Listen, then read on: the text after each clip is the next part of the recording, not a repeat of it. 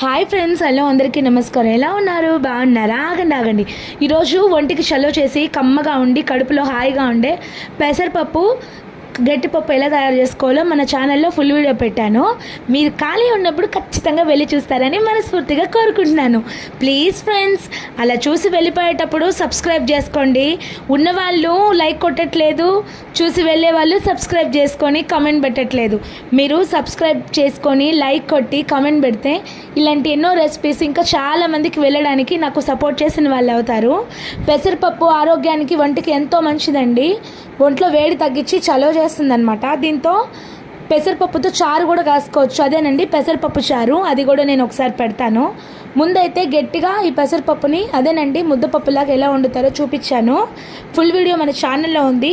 Time దొరికినప్పుడు ఖచ్చితంగా వెళ్ళి చూడండి. చూసి వెళ్ళే ముందు సబ్స్క్రైబ్ చేసి లైక్ కొట్టి కమెంట్ పెడితే నన్ను ఎంకరేజ్ చేసిన వాళ్ళు అవుతారు. ప్లీజ్